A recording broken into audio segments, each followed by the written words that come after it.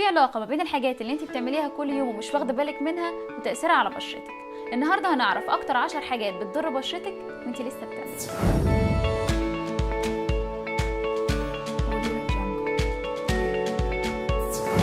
الاكلات اللي فيها صوديوم زي الملح او اي اكله فيها ملح او اي منتجات فيها صوديوم لورايل سلفيت او صوديوم لوريل سلفيت دي من اكتر الحاجات اللي بتضر البشره، لانها بتمتص اي رطوبه وميه في البشره وبتسيب جلدك ناشف ومقشف.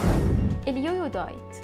اليويو دايت هو انك تعملي دايت بعد كده ترجعي لنفس عاداتك القديمه في الاكل وتاكلي كتير، بعد كده ترجعي تعملي دايت تاني وهكذا.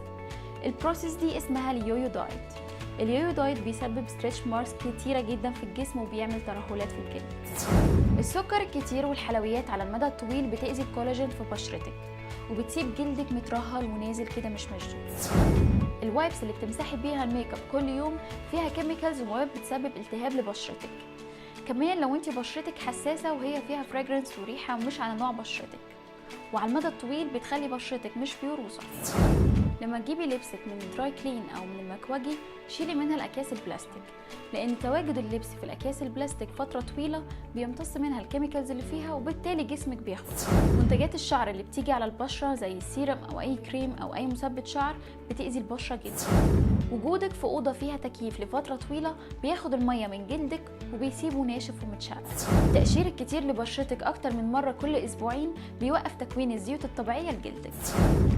اكتر حركه ممكن تعمل لك تجاعيد في سن صغير وتخلي بشرتك اكبر من سنها هو انك تعملي سكوينتنج لعينيكي كتير، وبلاش تستقوي على المنطقه اللي تحت العين علشان دي اكتر منطقه بيظهر فيها تجاعيد وعلامات كبر السن. يعني لما تيجي تحطي ميك اب او كونسيلر او تمسحي الميك اب منها خليكي خفيفه عليها.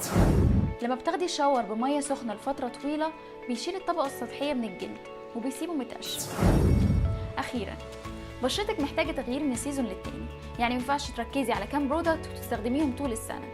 في الشتاء ركزي على المويسترايزرز والمنتجات اللي بترجع الترطيب لجلدك، وفي الربيع ركزي على التقشير وتنظيف البشره العميق عشان ترجعيها من جفاف الشتاء، وفي الصيف ركزي على حمايه بشرتك من الشمس بالسان سكرينز والانتي اوكسيدنتس.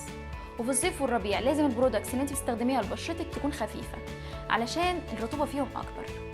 وفي الخريف ركزي برضو على التقشير علشان ترجعيها من ضرر الشمس اللي حصل لها في الصيف.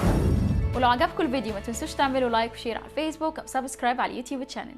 اشوفكم الفيديو الجاي.